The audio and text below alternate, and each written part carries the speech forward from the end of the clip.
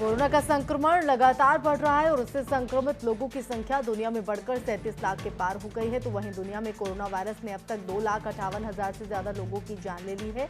राहत की बात यह भी है कि दुनिया भर में अब तक कोरोना नाम की इस महामारी से 12 लाख ज्यादा लोग ठीक भी हो चुके हैं। देश में कोरोना के मामले तेज रफ्तार से बढ़ रहे हैं। पिछले 24 घंटे में देश में कोरोना के मामले 2,958 मामले सामने आए हैं, जिसके साथ ही देश में कोरोना मरीजों की संख्या 50,000 के करीब हो गई। 24 घंटों के अंदर देश में 126 लोगों की कोरोना से मौत हो गई, जिसके बाद देश में मरने वालों की संख्या 1,694 के ऊपर तक पहुंच गई है। यूपी में कोरोना के मामले लगातार बढ़ते ही जा रहे हैं। यूपी में अब तक 2,880 मामले सामने आए, जबकि कोरोना से 56 लोगों की मौत हो चुकी है। राहत की बात यह है कि 987 मरीज इलाज के बाद ठीक होकर घर चले गए। यूपी में कोरोना के 1,836 एक्टिव केस हैं। अब तक 66 जिलों में कोरोना के मामले सामने आए हैं। केंद्र सरकार ने पेट्रोल और डीजल पर लगने वाली एक्साइज ड्यूटी में भारी इजाफा किया है। पेट्रोल पर प्रति लीटर एक्साइज ड्यूटी में 10 रुपए की और डीजल पर 13 रुपए की बढ़ोतरी की गई है। ये बदलाव आज आधी रात से लागू हो गए हैं, लेकिन आम जनता पर इस बदलाव का कोई असर नहीं होगा, क्योंकि कीमतों में बढ़ोतरी की भरपाई तेल कंपनियां खुद करेंगी और पेट्रोल डीजल की खुदरा कीमत पहले जैसे ही रहेगी। भारत का corona trekking mobile app Aarogya Setu app में एक खामी मिली है, जिसकी वजह से 9 करोड़ यूजर्स की प्राइवेसी खतरे में है। ये दावा किया गया है कि एक फ्रेंच हैकर ने, साथ ही उन्होंने ये भी कहा है कि राहुल गांधी ने इस ऐप के बारे में सही ही कहा है। पॉपुलर फ्रेंच हैकर रॉबर्ट बैपहेथ ने कहा है कि उन्होंने आरोग्य सेतु ऐप में बड़ी खामी ढूंढी है। उन्होंने एक ट्वीट में आरोग्य सेतु ऐप को टैग करते हुए आरोग्य सेतु ऐप की सिक्योरिटी में खामी मिली है। 9 करोड़ भारतीय यूजर्स की प्राइवेसी रिस्क पर है। कोरोना संकट के बीच दिल्ली के टिकारी कला में भीषण आग लग गई। बताया जा रहा है कि पीवीसी मार्केट में सुबह आग लग गई। मौके पर दमकल की 36 गाड़ियां पहुंच गई और आग बुझाने की कोशिश जारी है। फिलहाल किसी जानमाल के नुकसान की खबर नहीं है। आसपास के गोदाम को खाली करा लिया गया है।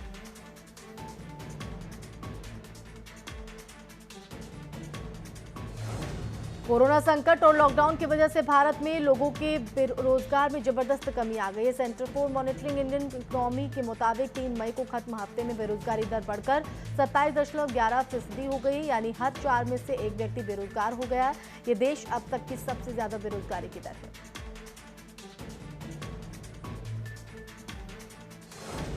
पंजाब सरकार ने शराब की होम डिलीवरी की अनुमति दे दी है। 7 मई से आप घर बैठे शराब के मनपसंद ब्रांड को ऑर्डर कर सकेंगे और इसकी सप्लाई आपको घर पर मिलेगी। पंजाब सरकार ने शराब ठेकों पर उमड़ रही भीड़ को कम करने के लिए ये फैसला लिया है।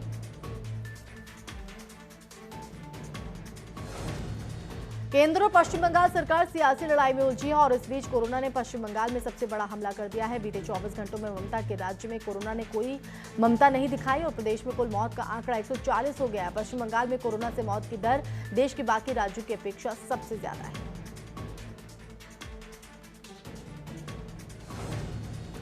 जालंधर से डाल्टनगंज के लिए एक निकली श्रमिक एक्सप्रेस आज देर शाम मुरादाबाद पहुंची। 22 कोच वाले इस ट्रेन में 1188 मजदूर सवार थे। मुरादाबाद पहुंचने पर इन लोगों के लिए भोजन पानी की व्यवस्था रेल विभाग ने की थी। स्टेशन पर अधिकारियों और पुलिस की मौजूदगी में एक श्रमिकों की सीट पर स्नैक्स और भोजन पानी उपलब्ध करवाया गया। अधिकारियों ने स्टाफ के ताली बजाकर उत्साह बढ़ाया। रामपुर में कोरोना से जंग जारी है। रामपुर में पिछले 15 दिन से कोरोना का कोई पॉजिटिव नहीं मिला है। तो वहीं पहले से 24 कोरोना पॉजिटिव जिनका इलाज चल रहा था, उनमें से पॉजिटिव अब 9 ही बचे हैं, जबकि 24 में से 15 लोग ठीक हो गए हैं, जिनकी रिपोर्ट दोबारा नेगेटिव आई है, जिसकी सूचना रामपुर जिलाधिकारी आंजनेय कुमार सिंह ने मीडिया को दी। पूरे प्रदेश में लॉकडाउन के चलते गुटखा और पान मसाला पर प्रतिबंध लगा दिया गया है। गुटखा खाने वाले गुटखा पाने के लिए किसी भी हद तक जा रहे हैं। ऐसा एक मामला जालौन में देखने को मिला, जहां पर एक विधवा महिला को गुटखा न देना महंगा पड़ गया। दबंगों ने महिला और उसके पुत्र के साथ घर में घुसकर जमकर मारपीट की। दबंगों के खिलाफ मामला पंजीकृत कर उनकी तलाश शुरू कर दी गई है। देवरिया जिले में एक वीडियो सोशल मीडिया पर तेजी से वायरल हो रहा है, जो एक क्वारंटीन सेंटर का है। वीडियो में एक युवक को बेल्ट से बेरहमी से पीटा जा रहा है और पिटाई करने वाला युवक का नाम जहरू खान है। जौहर ने युवक की पिटाई के बाद वीडियो बनाकर सोशल मीडिया पर वायरल कर दिया है। युवक के शरीर पर कई चोटों के निशान भी दिखे हैं। तो वहीं मामला संज्ञान से आने के बाद पुलिस ने केस दर्ज कर मामले की जांच शुरू कर दी। बहराइच में अस्पताल के क्वारंटीन सेंटर से मरीज के भागने की सूचना पर स्वास्थ्य महकमे में हड़कंप मच गया। क्वारंटीन सेंटर से भागे मरीज का घंटों तक सड़क पर हाई वोल्टेज ड्रामा चला। हॉस्पिटल स्टाफ को चकमा देकर संदिग्ध मरीज भाग रहा था। वहीं भारी पुलिस फोर्स ने कड़ी मशक्कत के बाद संदिग्ध मरीज को पकड़कर वापस क्वारंटीन सेंटर वापस छोड़ दिया। लॉकडाउन के दौरान भारी मात्रा में लोग अपने मरीजों को लेकर जनपद से बाहर जा रहे थे, जिससे कोरोना वायरस फैलने का डर बन रहा था, जिसको लेकर स्थानीय प्रशासन ने काशीपुर के आईएमए के चिकित्सकों के साथ नगर निगम में बैठक आयोजित की गई, जिसमें प्रशासन ने निजी चिकित्सकों से लोगों को आयुष्मान योजना के अंतर्गत उपचार करने की मांग की, जिससे लोगों को निःशुल्क उपचार कराने के लिए देहरादून और दिल्ली जाने की जरूरत नहीं पड़ेगी। लखीमपुर खीरी के थाना मैलानी पुलिस ने कुख्यात अवैध शराब माफिया और शातिर हिस्ट्री शीटर अभियुक्त वेद प्रकाश को गिरफ्तार कर लिया है। पुलिस ने 240 लीटर अवैध कच्ची शराब, 8.5 किलो यूरिया खाद और भारी मात्रा में लहन बरामद कर नष्ट कर दिया। पुलिस अधीक्षक के निर्देशन पर जनपद में अवैध कच्ची शराब के खिलाफ अभियान चलाया जा रहा है। इस अभियान के दौरान शराब माफिया को गिरफ्तार किया गया है।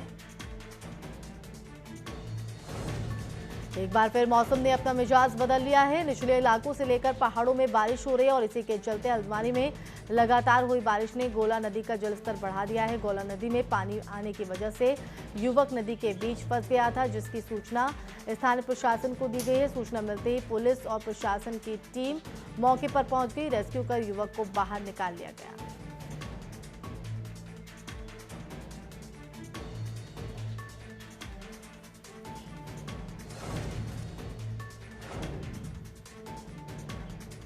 वहीं कोरोना वायरस को देखते हुए राज्य सरकार ने निजी स्कूलों से फीस नहीं लेने के आदेश जारी किए थे, लेकिन प्रदेश सरकार के आदेश के बावजूद भी निजी शिक्षण संस्थानों की मनमानी जारी है। ताजा मामला पौड़ी का है, जहां पर एक निजी विद्यालय ने सरकार के आदेश के बावजूद भी छात्रों से ट्यूशन फीस के नाम पर मोटी रकम वसूल रहे हैं, जिसके बाद मनमानी के विरोध में अभिभावक ने जिलाधिकारी को ज्ञापन सौंपा। अभिभावकों का कहना है कि निजी संस्थान सरकार के आदेशों की अवहेलना कर रहे हैं। सीएम त्रिवेंद्र सिंह रावत ने वीडियो कॉन्फ्रेंसिंग करके 8 जनपद और दून मेडिकल कॉलेज में 73 आईसीयू, 46 वेंटिलेटर और 21 बाईपैप मशीनों का लोकार्पण किया। मुख्यमंत्री ने प्रदेश में स्वास्थ्य सेवाओं में सुधार के लिए स्वास्थ्य विभाग की सराहना की और कहा कि साल 2017 में राज्य के 3 मेडिकल कॉलेज में आईसीयू, वेंटिलेटर और बाईपैप मशीनों की संख्या कम थी। आज इनकी संख्या ज्यादा हो गई है और आगे भी इनकी संख्या बढ़ाई जाएगी।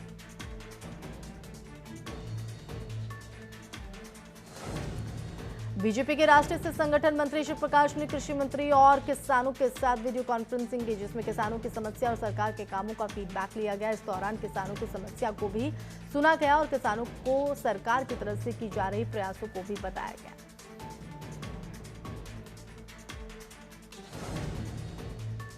राज्य में दुग्ध विकास को लेकर राज्य मंत्री धन सिंह रावत ने बैठक की। बैठक में धन सिंह रावत ने फैसला लिया कि 10,000 दुधारू पशु सरकार खरीदेगी। साथ ही पशुपालकों को गाय खरीदने पर 25% की सब्सिडी भी दी जाएगी। इसी के साथ धन सिंह रावत ने कहा कि सबसे कम पशु चारे की व्यवस्था की जाएगी। साथ ही बैठक में फैसला लिया गया है कि डेयरी के लिए अलग से ब्रांडिंग के लिए सेल बनाई जाएगी, जिसमें एक्सपर्ट रखे जाएंगे।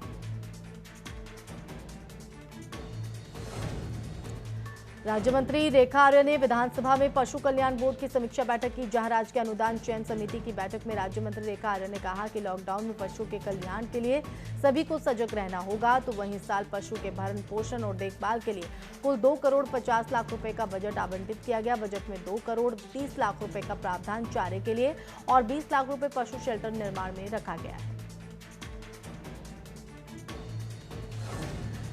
कोरोना ने हर चीज पर लगाम लगा दी है। दोस्त की शादी में डांस करने का सपना देखने वाले लोग अब अपने दोस्तों की शादी ऑनलाइन ही करा रहे हैं।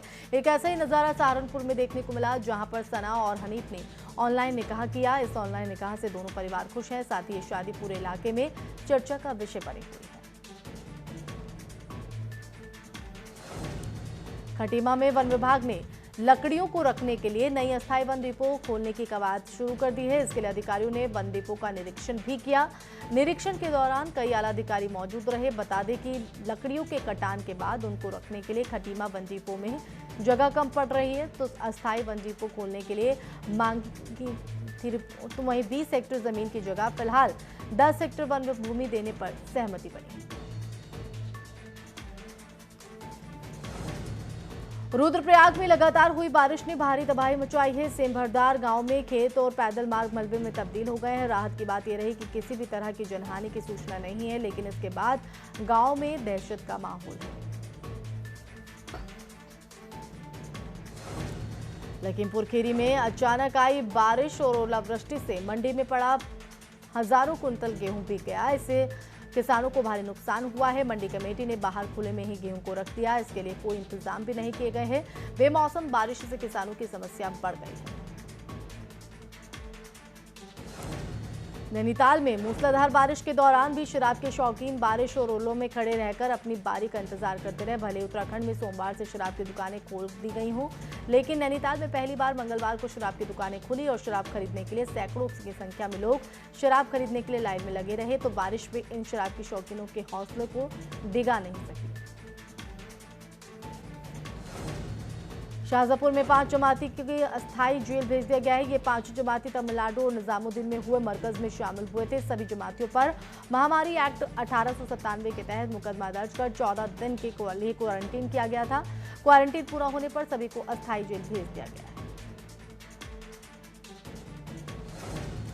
बदायूं में आज एक अलग ही नजारा देखने को मिला, जहां एक संगठन ने शराब खरीदने वाले लोगों को माला पहनाकर सम्मानित किया और सरकार के आदेशों की आलोचना की। हर किसी में ये सम्मान चर्चा का विषय बना हुआ है। संगठन का कहना है कि जहां गरीब लोगों की मदद करने की कोशिशें जा रही हैं, तो वहीं शराब की दुकान पर ये भीड़ देखने के बाद अच्छा नहीं लगता है। पूरे देश में जहां लॉकडाउन है, लोग अपने घरों में कैद है, तो वहीं जानवर सड़कों पर आ गए। लोगों की जगह अब जंगली जानवर सड़क पर दिख रहे हैं। ऐसा ही कुछ श्रीनगर में देखने को मिला, जहां कीर्ति नगर में पेट्रोल पंप तेंदुआ आ गया और पंप के चौकीदार के पास से भी तेंदुआ गुजरा, लेकिन उसने किसी को भी कोई नुकसान नहीं पहुंचाया। वहीं तेंदुआ वहां लगे सीसीटीवी में कैद हो गया। रामनगर में लॉकडाउन के चलते सांपों का निकलना लगातार बढ़ता जा रहा है। हिम्मतपुर गांव में एक बड़ा सा किंग कोबरा घुस गया था, जिसके बाद गांव में दहशत फैल गई। कोबरा की सूचना ग्रामीणों ने सर्व विशेषज्ञों को दी। सूचना के बाद मौके पर टीम पहुंच गई और सांप को ढूंढकर बमुश्किल उसका रेस्क्यू किया गया। सांप को देखने के लिए ग्रामीणों की भीड़ उमड़ पड़ी। श्रावस्ती के कोना बाईपास स्थित LIC कार्यालय में भीषण आग लग गई, जिसकी सूचना स्थानीय लोगों ने दमकल विभाग को दी। सूचना मिलने पर पहुंची दमकल की गाड़ियों ने बंद कार्यालय का ताला तोड़कर आग पर कड़ी मशक्कत के बाद आग पर काबू पाया। तो तमाशबीन बने लोगों ने सोशल डिस्टेंसिंग की भी जमकर धज्जियां उड़ाई। तो वहीं आग लगने की वजह से बड़े नुकसान की आशंका जताई जा रही है। आग लगने की वजह से शॉर्ट सर्किट बताई जा रही है। मुरादाबाद के मंजोला थाना इलाके के दुर्गा नगर में दबंगों ने बीजेपी नेता की लाठी डंडों से जमकर पिटाई कर दी। मारपीट की पूरी घटना वहां लगे सीसीटीवी में कैद हो गई। जानकारी के मुताबिक पुरानी रंजिश के चलते बीजेपी नेता को लगातार धमकी मिल रही है। रंजिश के चलते ही नेता पर हमला हुआ। तो वहीं पुलिस ने बीजेपी नेता की तहरीर पर 4 लोगों के खिलाफ मुकदमा दर्ज कर लिया है।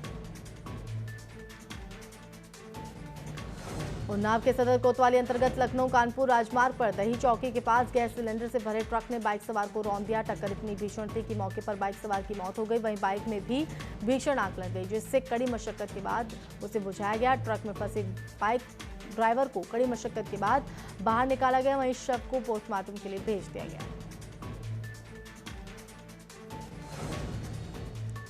लखनऊ में घरेलू कलह से तंग आकर महिलाओं ने गौतमपल्ली थाना क्षेत्र के रिवर फ्रंट से गोमती नदी में छलांग लगाकर आत्महत्या करने की कोशिश की। सूचना पर पहुंची पुलिस ने गोताखोरों की मदद से महिला का रेस्क्यू किया। आनंद फानन में सिविल अस्पताल में महिला का इलाज चल रहा है।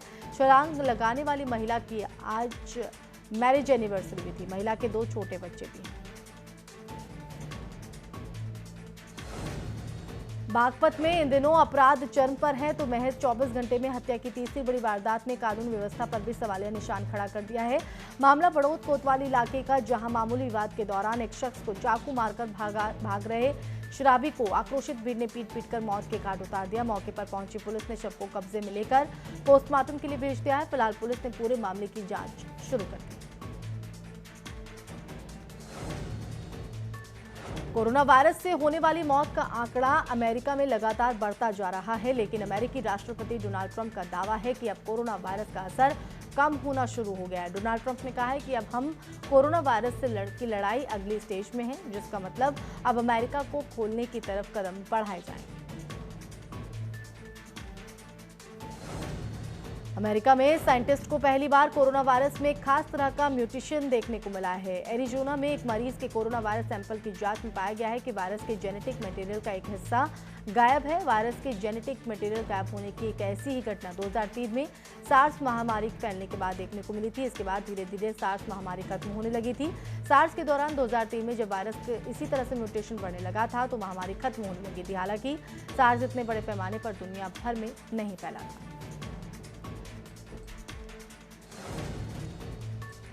अचानक तबीयत बिगड़ जाने से टीवी और भोजपुरी एक्ट्रेस संभावना सेठ को इस लॉकडाउन में अस्पताल जाना पड़ा है। ये खबर उनके पति अविनाश द्विवेदी ने संभावना के इंस्टाग्राम अकाउंट से पोस्ट के जरिए उनके फैंस तक पहुंचाई।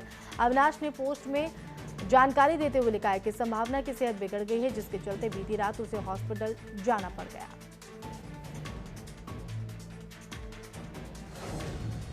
हरियाणा की मशहूर डांसर सपना चौधरी के डांस का एक वीडियो इन दिनों तहलका मचा रहा है। सोशल मीडिया पर इस वीडियो को खूब देखा और शेयर किया जा रहा है। इस वीडियो में डांसिंग क्वीन सपना चौधरी हरियाणवी गाने गजबन पर जबरदस्त डांस करती दिख रही है।